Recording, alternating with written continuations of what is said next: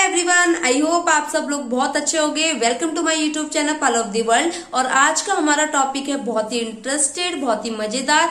आज हम देखने वाले हैं कि पीआरपी क्या है, कौन से लोग करा सकते हैं। आपने शॉर्ट वीडियो में भी देखा होगा कि कुछ लोग अपनी स्किन पर ग्लो लाने के लिए इंजेक्शन टाइप में कुछ लगाते हैं। तो क्या होता है वो इंजेक्शन, क्या सच में आपकी स्किन ग्लो हो जाती है, क्या ये आपके लिए ठीक है, आपकी स्किन पे कोई साइड इफेक्ट होता भी है या नहीं होता।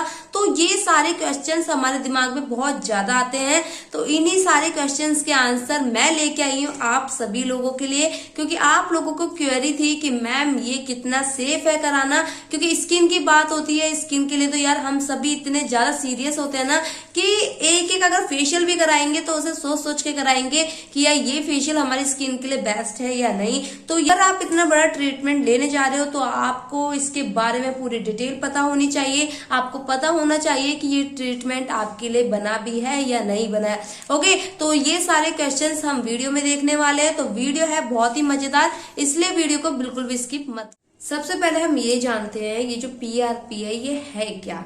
पीआरपी एक टाइप की थेरेपी होती है। मान लीजिए अगर आपके हेयर फॉल बहुत ज्यादा हो रहा है और हेयर फॉल होने के बाद जो स्किन हमारी खाली खाली सी नजर आती है, बाल झड़ने लगते हैं, तो हमारा जो स्कल होता है, हमारी जो खोपड़ी होती है वो खाली हो जाती है। ठीक है, तो अगर आपको ऐसा लगता है कि आपकी स्किन पे बहुत ज्यादा पिंपल्स हैं और आपकी जो स्किन है बहुत ज्यादा ड्राई है, आपकी स्किन से सारा ग्लो निकल चुका है, तो इसके काफी सारे रीजन भी हो सकते हैं।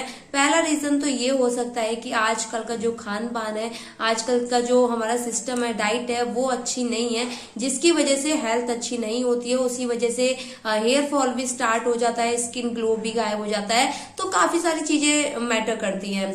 बट ये जो थेरेपी है ये स्पेशली मैं आपको बता देती हूँ, ये कई चीजों में कारगर है, ये कई चीजों में काम आती है। तो आपको पता होना चाहिए किन चीजों में काम आती है, क्योंकि उसके बाद मैं आपको ये बताऊंगी कि इस थेरेपी को कौन से लोग करा सकते हैं और कौन से नहीं करा सकते। तो सबसे पहले इस थेरेपी के बेनिफिट्स देख लेते हैं। क्या बालों के झड़ने से आज हर कोई परेशान है, हेयर फॉल इतना ज्यादा देखने को मिलता है। हर दूसरे तीसरे दिन आप खुद देख सकते हो कि कितने ज्यादा हेयर फॉल होता है, कितना ज्यादा आपको ये दिक्कतें होती हैं। तो ऐसी चीजों में भी ये पीआरपी थेरेपी जो है वो काफी बेनिफिट देती है।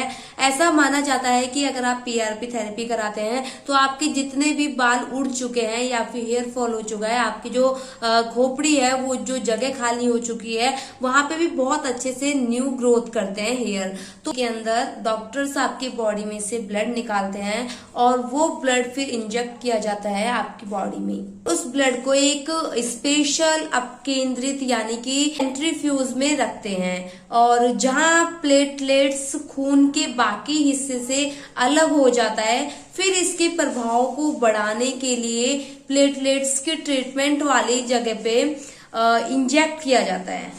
फिर उसे एक स्पेशल अपकेंद्रित यानी कि सेंट्रीफ्यूज में रखते हैं, जहां प्लेटलेट्स खून के बाकी हिस्से से अलग हो जाता है। फिर इसके प्रभाव को बढ़ाने के लिए प्लेटलेट्स को ट्रीटमेंट वाले एरिया पे इंजेक्ट किया जाता है।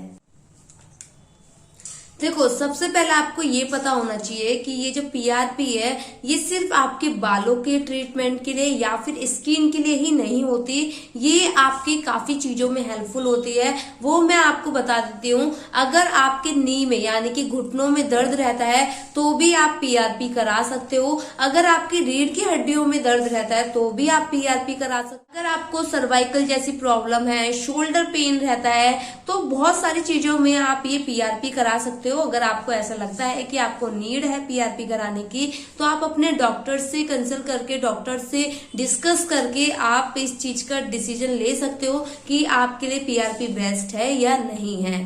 तो ये तो हो गया कि पीआरपी क्या है और पीआरपी कौन करा सकता है।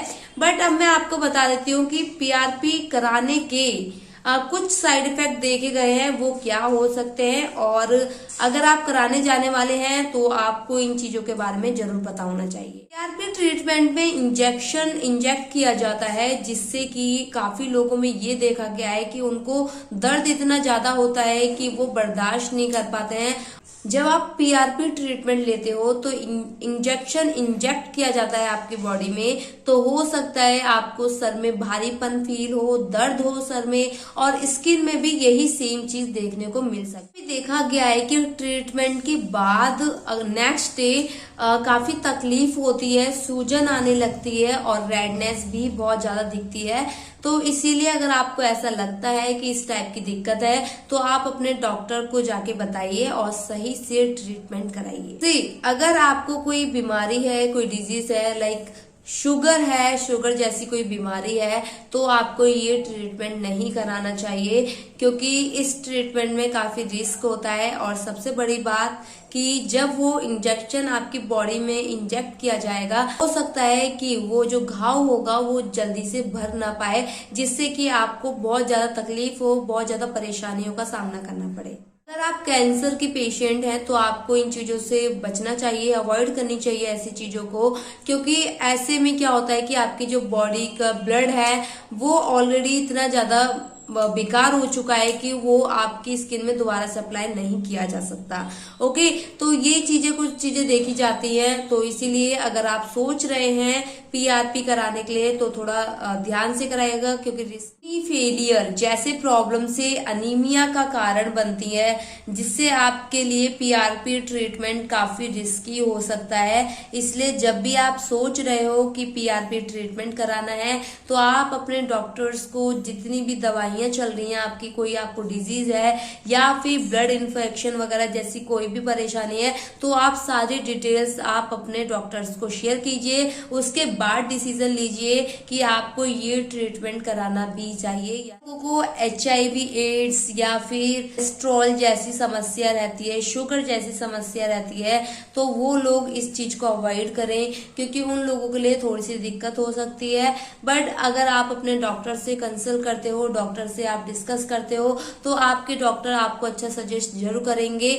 अगर आप इस ट्रीटमेंट के बारे में सोच रहे हो तो आप अपनी जितनी भी परेशानियां हैं, लाइक अगर आपकी किसी भी चीज की मेडिसिन चल रही है, तो वो सारी चीजें आपको अपने डॉक्टर्स के साथ जरूर शेयर करनी चाहिए। तो एज वाले कौन सी एज वाले करा सकते हैं, तो अगर आपकी एज 26 के आसपास है तो आप इस ट्रीटमेंट को करा सकते हो आसानी से।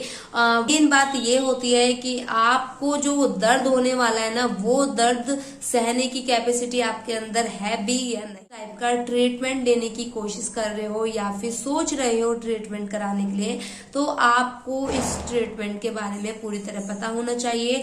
आपको ये होना चाहिए कि आपको किसी भी बीमारी से ग्रस्त नहीं होना है, आपका जो ब्लड है वो एकदम क्लीन होना चाहिए, और साथ ही आपको ध्यान रखना है कि आप जो भी इंजेक्शन इंजेक्ट करवा रहे हो अपनी स्किन में, वो इंजेक्शन एकदम प्योर होना चाहिए, क्लीन होना चाहिए, और किसी भी टाइप से वो यूज नहीं होना चाहिए। आपको बताया पीआरपी क्या है। आई होप आपको ये वीडियो बहुत ज्यादा अच्छी लगेगी और हेल्पफुल भी रही होगी। अगर आपको वीडियो थोड़ी सी भी हेल्पफुल लगती हो तो प्लीज चैनल को सब्सक्राइब जरूर करना और हमारी वीडियो को लाइक करना बिल्कुल मत भूलना। तो चैनल को सब्सक्राइब कर लीजिए ताकि ऐसी इन्फॉर्मेटिव वीडियोस लाती रहूं और आप सबकी नॉलेज बढ़ाती रहूं।